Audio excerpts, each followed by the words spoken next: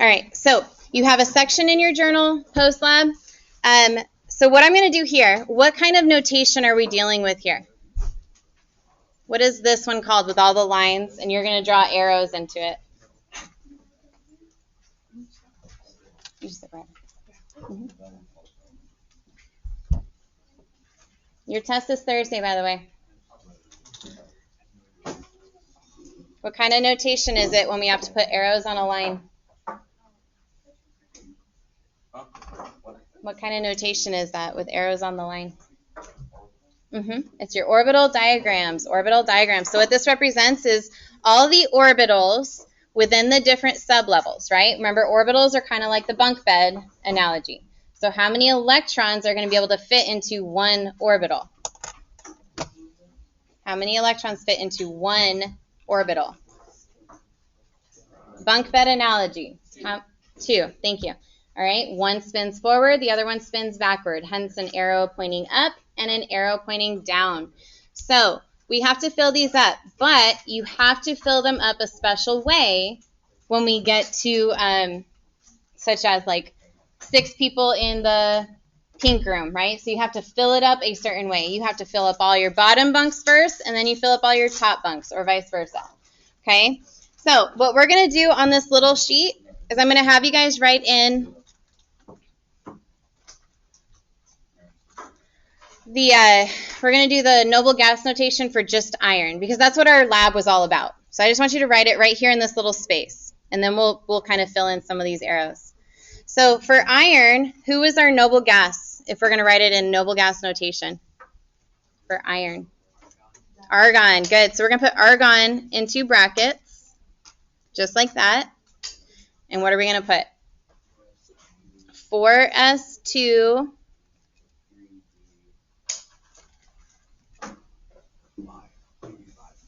one more. 6. All right.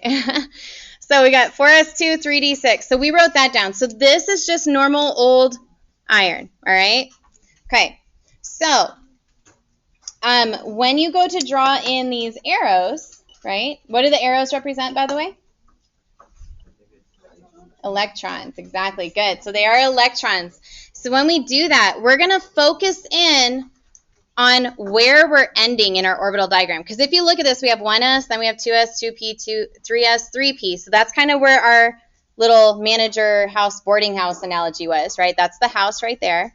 And then we obviously learned a little bit more. So we learned there's a 4th floor, and there's a 3D sublevel within that, right?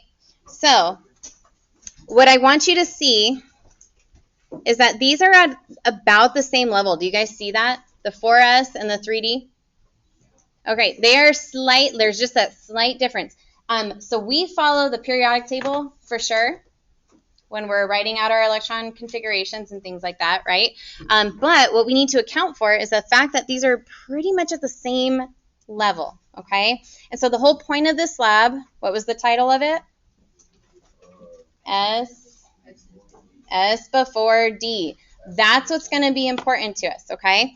So when we're looking at this, okay, we're going to focus in on the last thing that we're going to fill out. So do we have a 4P level or a 5S or 4D or 5P? No, so let's go ahead and just draw lines right there. Let's just go, nope, not needed, not needed, not needed, right? We're not going to use those. So we'll start with this 3D6. Okay, we're going to just focus on this part. We're going to start with that because if you start at the end point, that's the most complicated one to fill in, right? The up, up, up, down, down, down kind of thing. So we're going to start there. So for 3D6, we're going to draw up arrows, right? We're going to fill up each of our orbitals. So we're going to say up, up, up, up, up. So I now have one in each of the orbitals. So what number am I at right now? I'm at 5. So how many more do I need? 1 more. So we're going to go back to the first bunk bed. We're going to fill that one up. Okay, so I drew a down arrow.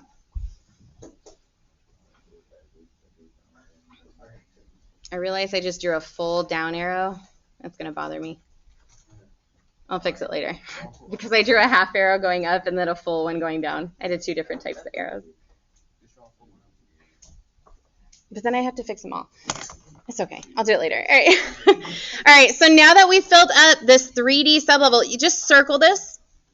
Just circle it because we're going to come back to that. That's probably the most important part here, all right?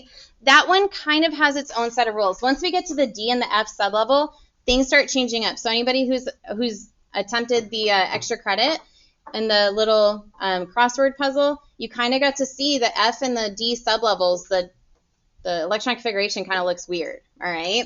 And it's because they're very complicated sublevels, all right? So we're going to talk about that in a second, but once you filled up that last thing, the rest of them are all just up-downs, okay? And so I'm not even going to focus in on the up, up, up, down, down, down.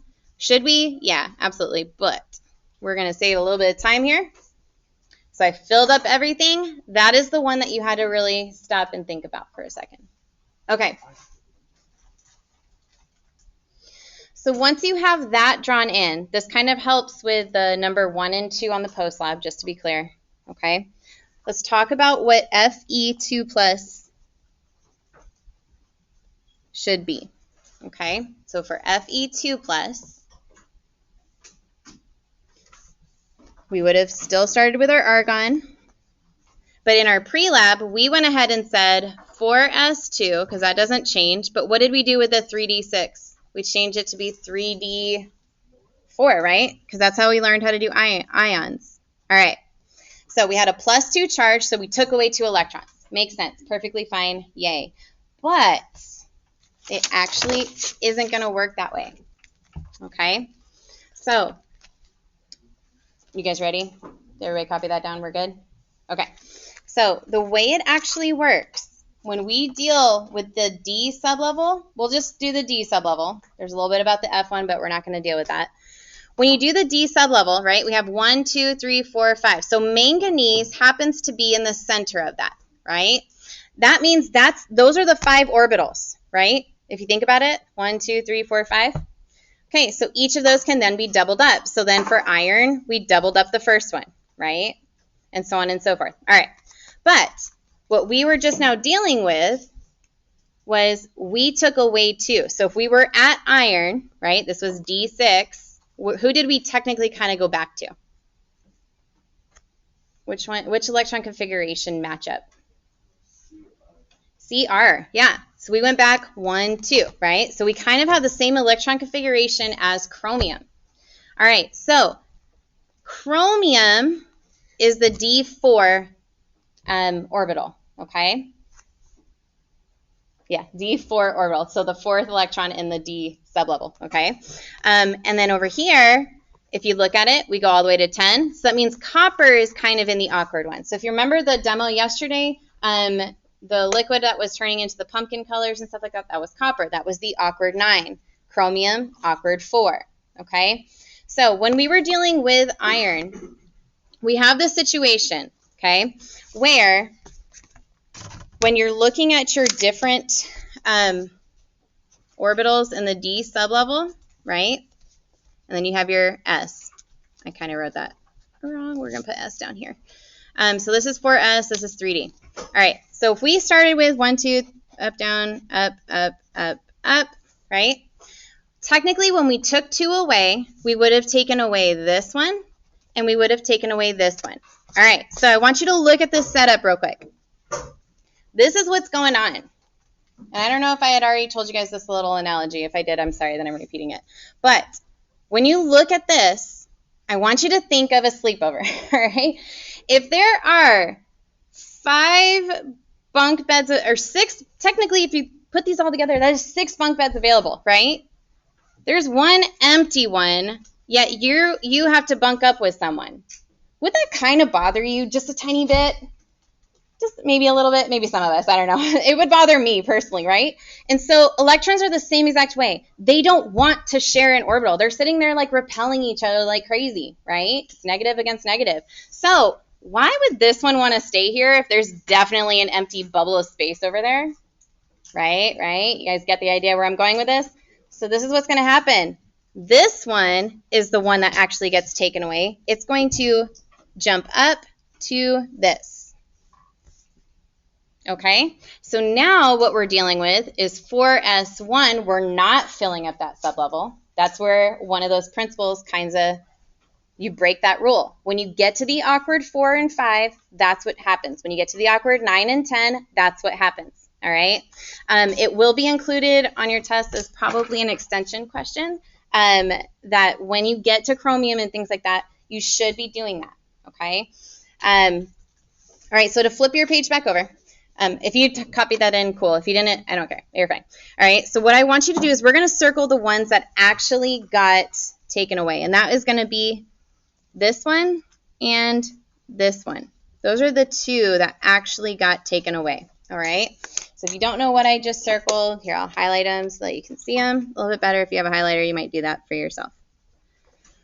Okay. Those are the two that actually get taken away. So now what we can do is we can actually fix this. So cross it out and make sure you make that explicit that you are crossing that out. And it's going to go 4S1, 3D5.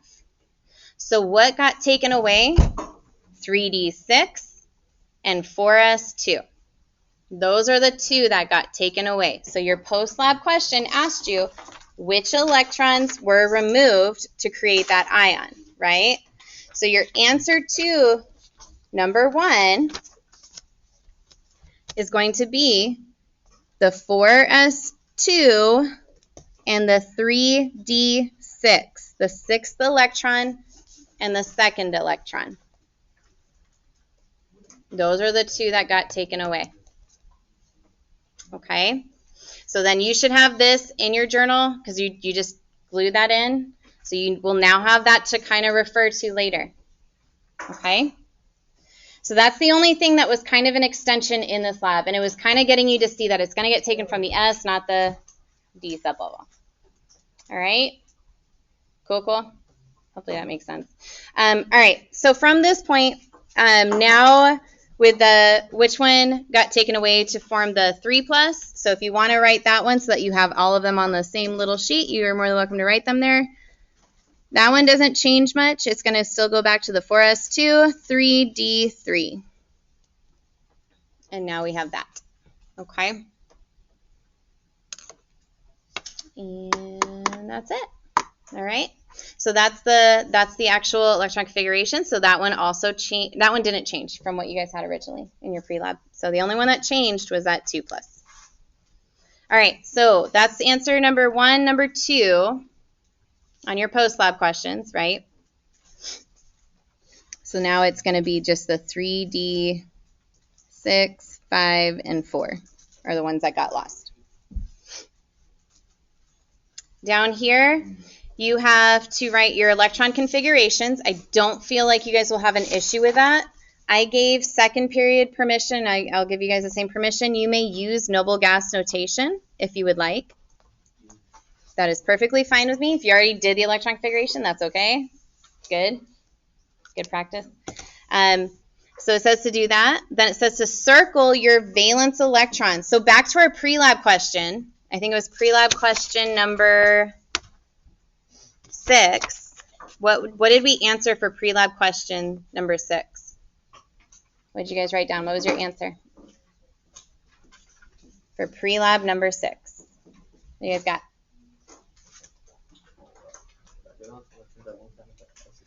Good. S and P sublevel.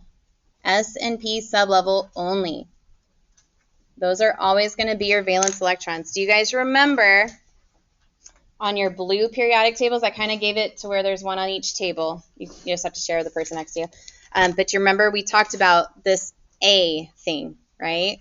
So 1A, 2A, and you look across, you have 3A, 4A, 5A, right? That, if you think about it, something like silicon, right, who has a 4A. So that means it has 4 valence electrons. If you think about what it was, 3S2, that's 2. 3P2, that's 2 more. That's the 4 valence electrons. So it always comes from the S and P little electrons, all right? So you can always add those up for that, but you know you have the A's to refer to. And then predict the most likely ionic charge. So I am okay with you. How many of you guys already did ionic charge? You did? Okay. So I'll probably give you a couple bonus points for that. But what I'd like everybody to do is instead of worrying about that, once you've circled your valence electrons, just write out what is the number of valence electrons, okay? What is the number of valence electrons? Because technically the charge we can come back to later.